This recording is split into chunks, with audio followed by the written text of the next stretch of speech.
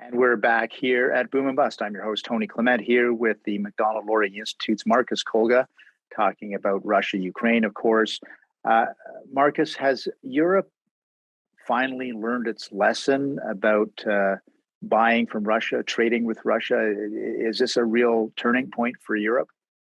Well, I think the last 7 weeks have been a real wake-up call. I think that a lot of European nations, including those in the Baltic states, much of Eastern Europe, Poland as well, have been warning the rest of Europe about the nature of the regime. They've been warning against an over-reliance on Russian gas.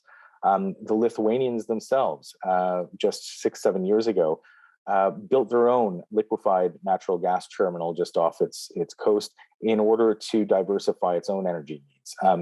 Lithuania is among the only nations in Europe right now that is completely independent of any sort of Russian gas. And it seems that Russia is waking up to this.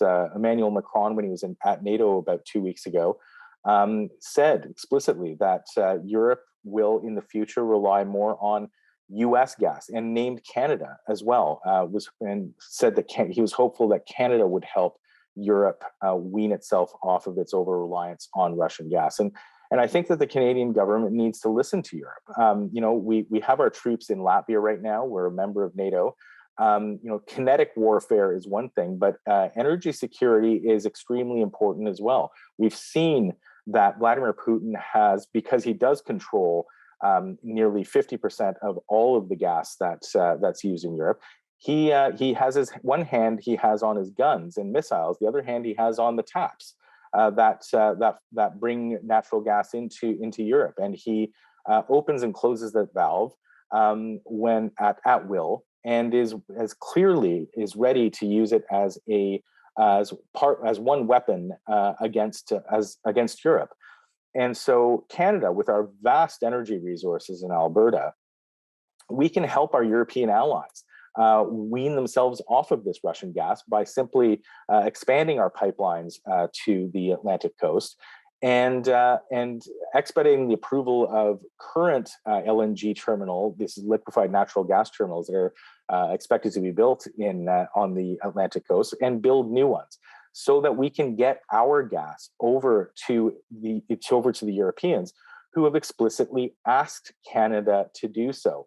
This is a win-win for both Europe and Canada, and it contributes to the stability of Europe. It contributes to the stability of the Western world. So it's something that we need to really seriously start looking at immediately to again benefit Canada and our European allies. And do you think that from your analysis that the Canadian government, the Alberta government, perhaps other forces in our society are now sort of awake to that opportunity and how we can help wean everybody off Russian oil and gas? This is something that you think you can see in the future for us? Well, look, I think everyone is keeping their eye on the environment, on climate change, and we should be doing that. Global security, protecting democracy from authoritarians is something else that we need to be doing. So we need to balance all these things, and we can't just simply reject, the expanding the existing pipelines and exporting gas to Europe. The Europeans need gas. They are transitioning to green energy as well, but gas is that intermediary. We can help them with that. I don't see why we would object to doing that. It's Canadian gas, exporting the Canadian gas to Europe is a win-win for everyone, and I don't think that environmental considerations need to trump that. We just need to balance them. We've got less than 30 seconds left here, Marcus.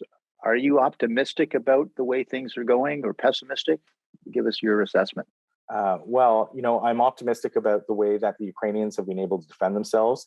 I'm optimistic about the way that the Western world has come together to stand up for Ukraine. If we can continue that, I'm optimistic. But I'm not optimistic about Vladimir Putin ending his invasion anytime soon. I think that it'll only get worse and possibly expand.